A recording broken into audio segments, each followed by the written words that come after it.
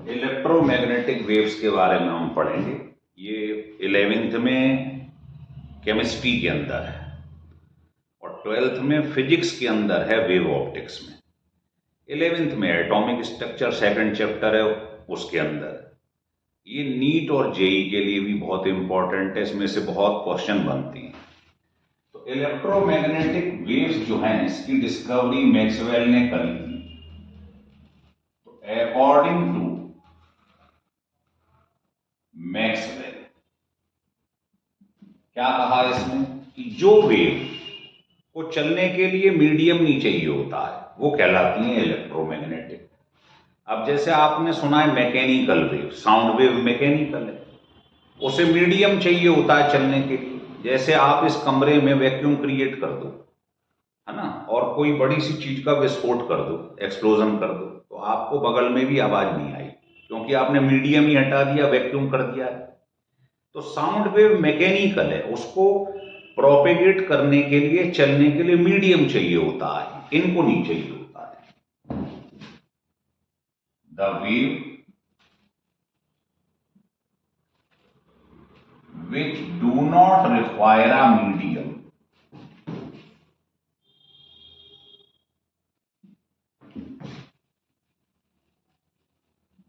for its propagation।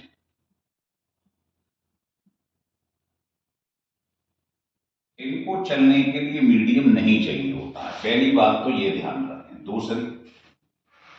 दूसरा ये है कि इनके ऊपर कोई चार्ज नहीं होता है। अब बताइए, इन पे चार्ज ही नहीं होगा तो क्या ये इलेक्ट्रिक और मैग्नेटिक फील्ड में डिफ्लेक्ट होंगी? नहीं होंगी। तो ये भी क्वेश्चन एक बार पूछा जा चुका है। आपने इलेक्ट्रिक फील्ड लगा दी, पॉजिटिव नेगेटिव प्लेट, और यहां से कोई रेडियोएक्टिव सब्सटेंस की, अब एल्फा निकलेगा तो एल्फा तो पॉजिटिव होता है, वो इधर मुड़ जाएगा। बीटा नेगेटिव होता है, वो इधर मुड़ जाएगा। लेकिन गामा तो इलेक्ट्रोमैग्नेटिक वेव से, उस पर चार्ज ही नहीं है, वो सीधे निकल जाएगी। तो ये इलेक्ट्रिक फील्ड में या मैग्नेटिक फील्ड में डिफ्लेक्ट नहीं होती है, क्योंकि इन पे चार्ज ही नहीं है। तो दूसरा ये है, जो इलेक्ट्रोमैग्नेटिक वेव्स हैं, they have no charge.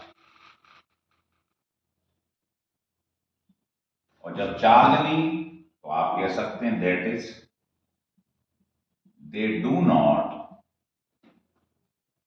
Deflected in electric and magnetic field.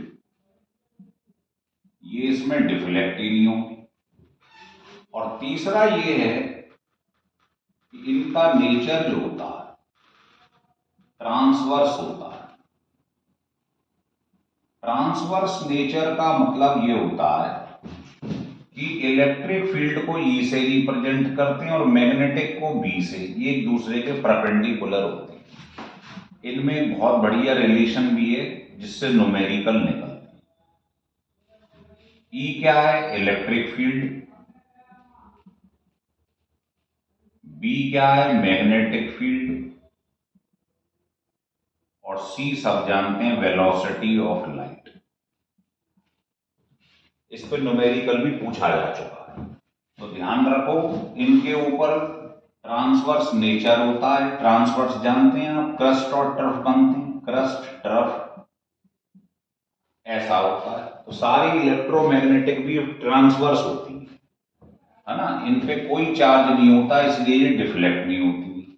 और इनको चलने के लिए मीडियम नहीं चाहिए होता है। इसीलिए आपने देखा होगा, जो सन रेज है, कॉस्मिक रेज है, वो सन से अर्थ तक आ जाती हैं, जबकि बीच में मीडियम नहीं, है ना।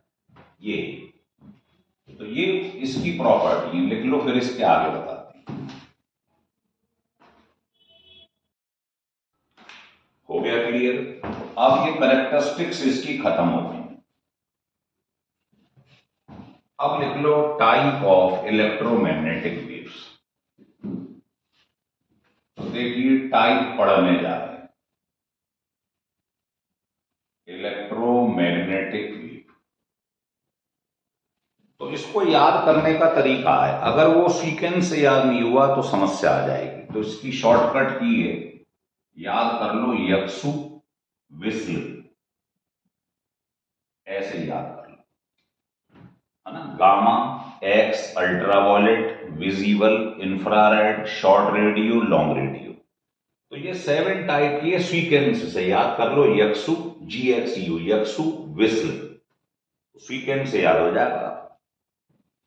इसका फायदा ये है कि जब आप नीचे जाएंगे तो वेवलेंथ जो है लैम्डा वो बढ़ती जाएगी, और नीचे जाएंगे तो मालूम है वेवलेंथ और फ्रीक्वेंसी क्या होते हैं, एक दूसरे के रेसिप्रोकल, है ना। तो नीचे जाने पे वेवलेंथ बढ़ रहा है तो फ्रीक्वेंसी जो न्यू है वो क्या हो जाएगी, कम होती जाएगी। तो गामा की फ्रीक्वेंसी सबसे ज्यादा है और वेवलेंथ इसकी सबसे कम है। तो कोई भी ऑर्डर बताना हो कभी भी कि विजिबल है, अल्ट्रावायलेट है, लॉन्ग रेडियो, बताओ ऑर्डर वेवलेंथ का। तो अगर सीक्वेंस याद होगा तो 1 मिनट में बता दोगे आप। तो पहला हमने पढ़ा है जिसका नाम है गामा रेज।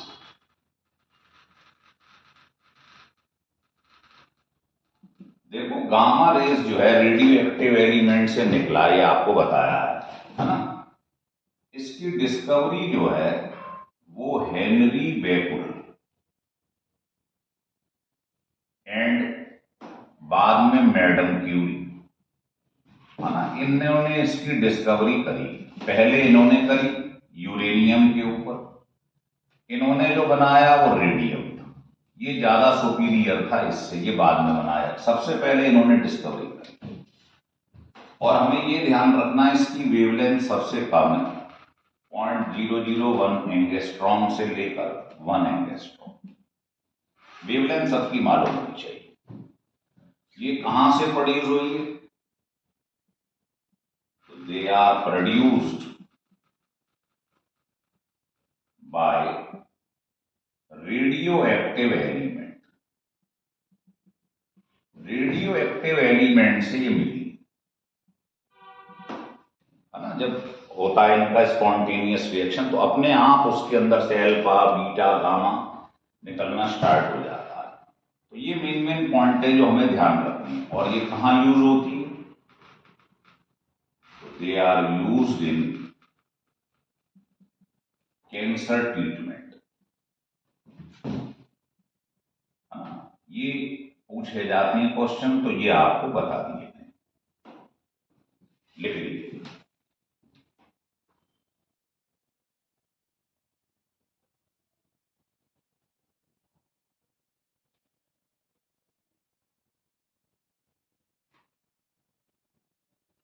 लिख ली। तो ये वेवलेंथ ध्यान रखना है, इनकी वेवलेंथ क्या होती है, मिनिमम होती है। ये बताया ना, नीचे जाने पे वेवलेंथ बढ़ रही है तो इनकी मिनिमम है। दूसरी आती है एक्स रेस। एक्स रेस के ऊपर प्रोफेसर रोंजन थे, इसमें टी साइलेंट है, इसे रोंजन कहते हैं। इनको 1901 में फर्स्ट नोबेल पुरस्कार मिला था। तो फर्स्ट नोबेल प्राइज जो है वो इन्हीं को मिला था। एक सेमीकंडक्टर के ऊपर विलियम शॉकले को मिला था। 2 व्यक्तियों को कंबाइंडली ये मिला था। यहीं से स्टार्टिंग हुई थी, आपको बता दें, इसकी नोबेल प्राइज। तो एक्सरेज जो है वो प्रोफेसर रोंजन ने बनाया। कैसे बनाया, ये आपको 12th क्लास में आप जब कूलिश ट्यूब पढ़ेंगे तो वहां बताया जाएगा आपको कि एक इस टाइप का सामने से बहुत ज्यादा एनर्जेटिक इलेक्ट्रॉन आती और इसका हाई मेल्टिंग पॉइंट होता है, जैसे प्लेटिनम, है ना, टंगस्टन, इस टाइप की चीजें होनी चाहिए। इस टाइप की चीजों पे अगर टकरा गया वेरी एनर्जेटिक इलेक्ट्रॉन तो इसमें से एक्स रेज निकलती। तो ये कूलिश ट्यूब थी, 12th में पढ़ाई जाती है। तो अभी तो आपको ये याद रखना है इसमें कि इसका लैम्डा कितना है, जैसे इसका, तो यहीं से कंटिन्यू कर दो 1 एंगस्ट्रॉम टू 100 एंगस्ट्रॉम, ये याद रखना है। और क्या ध्यान रखना है अगली चीज, ये प्रोड्यूस कहां से होगी, तो they are produced when very energetic electron falling on या बम्बार्डिंग भी लिख सकते हैं, bombarding on very high melting point. कौन सा मेल्टिंग पॉइंट? मेटल का होना चाहिए, जैसे टंगिस्टन है अभी बताया, प्लेटिनम है, इस टाइप का जिनका हाई मेल्टिंग पॉइंट हो, उस मेटल से बम्बार्डिंग करवा दो आप इलेक्ट्रॉन, ये तब मिलती है। और नेक्स्ट ये मिलते कहां हैं? They are used in photography या रेडियोग्राफी। फोटोग्राफी में तो सिल्वर ब्रोमाइड होता है, रेडियोग्राफी। तो ये मेन पॉइंट है, सबके बारे में याद रखना है, लिख लो आप इसको।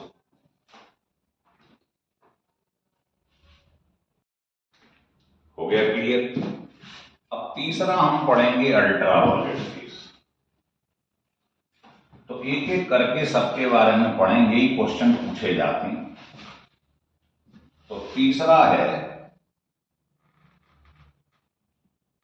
अल्ट्रावायलेट रेज, जिसको हम यूवी रेज भी बोल देते हैं, शॉर्ट फॉर्म। इसका एक और नाम है एक्टिनिक रेज। सबसे पहले हमें वेवलेंथ मालूम होनी चाहिए, तो उसे कहां छोड़ा था हमने? 100। तो ये 100 से इसकी वेवलेंथ 3900 एंगस्ट्रॉम तक होती है। और ये कहां से मिलती? तो they are obtained by the sun. ये सन से मिलती है।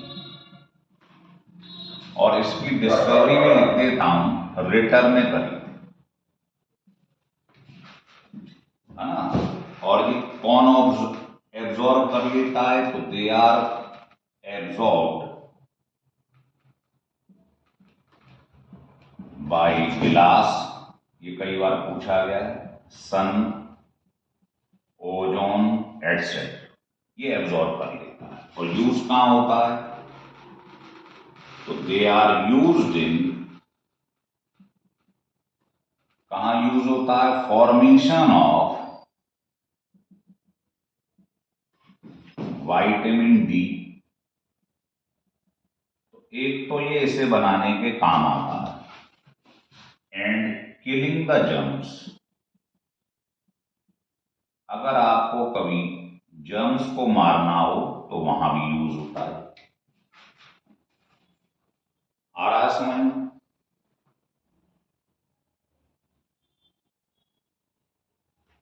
लिख लिए? और लिख लो, they are very active chemical. तो ये बातें हमें इसके बारे में ध्यान रखनी है, ये पॉइंट्स हैं जो यही पूछे जाते हैं पेपर। इसके बाद फोर्थ आता है, देखिए, विजिबल लाइट। विजिबल रेज बोल लो, लाइट बोल लो, एक ही बात। इसका जो है डिस्कवरी न्यूटन ने करी। डिस्कवरी को इतना महत्व ना दें, डिस्कवरी नहीं पूछी जाती, वेवलेंथ पूछ ली जाती। इसका वेवलेंथ कहां छोड़ा था आपने? 3900। तो इसका 3900 एंगस्ट्रॉम से 7800 एंगस्ट्रॉम तक इसकी वेवलेंथ की रेंज है। ठीक है। और ये मिलती कहां से है? ये मिलती है व्हाइट हॉट बॉडी से, है ना। तो लिख लो, दे आर ऑब्टेन्ड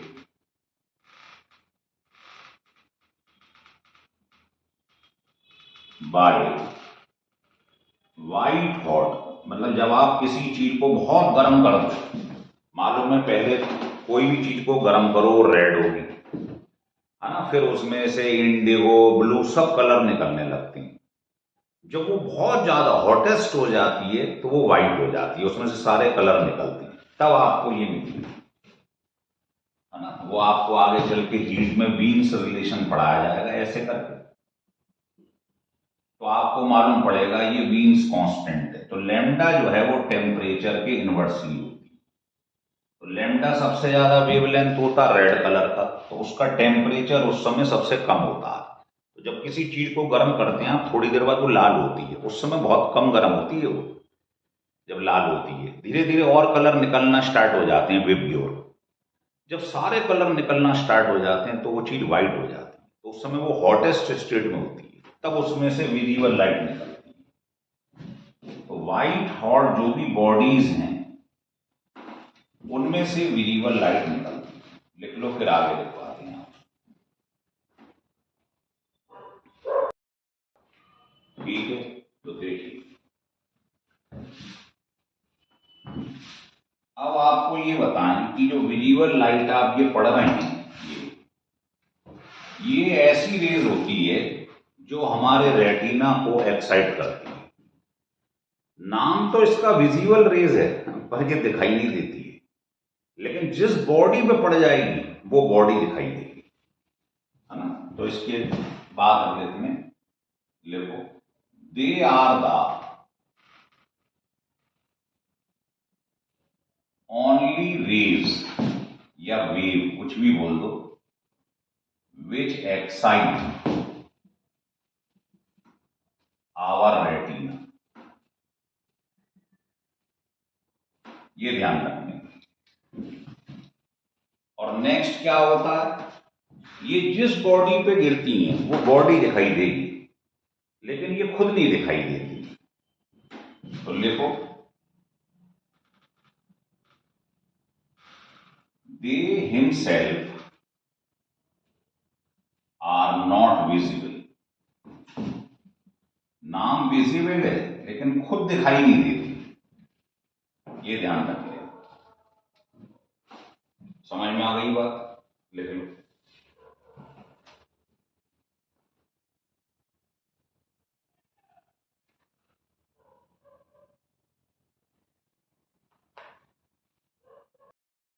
लिख लिए,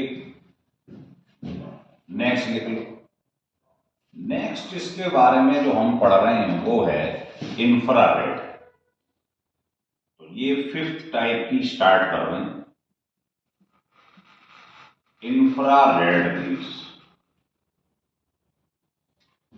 है ना। सबसे ज्यादा हीटिंग इफेक्ट शो करती है इसलिए इसको हीट रेज भी बोल देते हैं। इसकी डिस्कवरी जो थी वो हर्शचल ने करी और इसका वेवलेंथ, इसको कहां छोड़ा था आपने, 7800 एंगस्ट्रॉम, यहां से लेके 10⁻⁷ एंगस्ट्रॉम तक इसकी वैल्यू होती है। ये कहां से मिलती है साहब, ये तब मिलती है जब कोई चीज रेड हॉट हो जाती है। तो लिखो they are obtained by red hot bodies. ये ध्यान रखना, इसमें डिफरेंस, ये व्हाइट हॉट से मिलती है red hot, red hot bodies. हो रहा है क्लियर। और ये हीट रेस तो बता दिया, लिख लो they show maximum heating effect.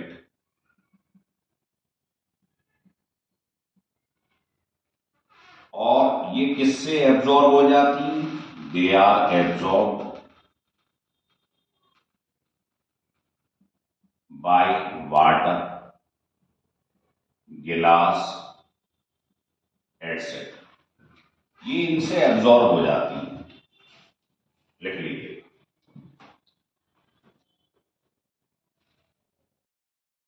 लिख लीजिए। इसके बाद ये यूज कहां होती है, तो लिख लो दे आर यूज्ड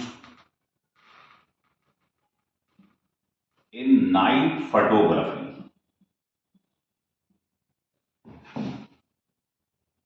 जो मिलिट्री के अंदर यूज करते हैं कैमरे रात के समय, तो इसकी रेंज लगभग 30 किलोमीटर होती है, यहां तक आप देख सकते हैं इसको। इसके बाद में 6th नंबर पर आती है S. S stand for short radio. इसका बहुत प्रचलन चल रहा है। इसकी डिस्कवरी हर्ट्ज ने करी, इसलिए इसका नाम हर्ट्ज रेज भी होता है या वेव्स होता है। और आजकल इसका बहुत प्रचलन है, इसको माइक्रोवेव कहते हैं। ये नाम खूब चल रहा है आजकल। घरों में ओवन भी होती है, माइक्रोवेव ओवन, लिख लीजिए। अब इसकी डिस्कवरी करी है हर्ट्ज ने, इसलिए इसका नाम हर्ट्ज वेव पड़ गया है। जैसे इसकी हर्ट्ज ने करी थी, है ना, इसकी करी है हर्ट्ज। ये कहां से मिलती है साहब? तो पहले तो इनका लैम्डा याद होना चाहिए। तो इसका जो लैम्डा होता है 10⁻⁷ एंगस्ट्रॉम से लेके 3 × 10⁻12 एंगस्ट्रॉम तक होता है। ये याद रखिए आप।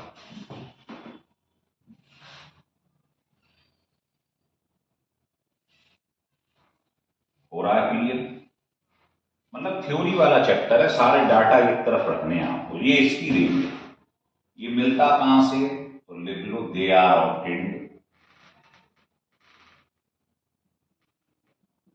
कहां से मिला ये मिलता है ट्रायोड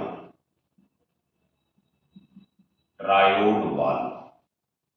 आपको डायोड वाल्व, ट्रायोड वाल्व ये पढ़ाए जाएंगे, है ना। इस तरीके से हिंट दे देता हूं। यहाँ फिलामेंट होता है, यहाँ ग्रिड होती है, यहाँ प्लेट होती है।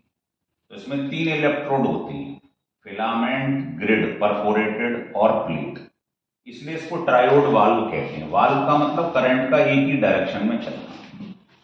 तो इससे मिलता है, समझ में आ रहा है?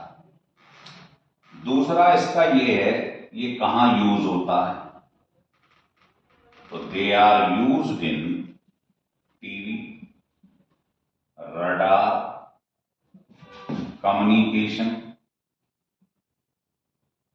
इन सब में यूज होता है इसका। इसके बाद आती है last L stand for long radio waves. इसकी डिस्कवरी करी थी मार्कोनी ने, इसलिए इसका नाम मार्कोनी वेव भी पड़ गया, है ना। तो लॉन्ग रेडियो दूर तक जा रही है, तो इसका नाम वायरलेस वेव भी होता है। वायरलेस, बिना तार का तार, वायरलेस वेव। डिस्कवरी मैंने बताई दी है, मार्कोनी ने करी। लिख लीजिए।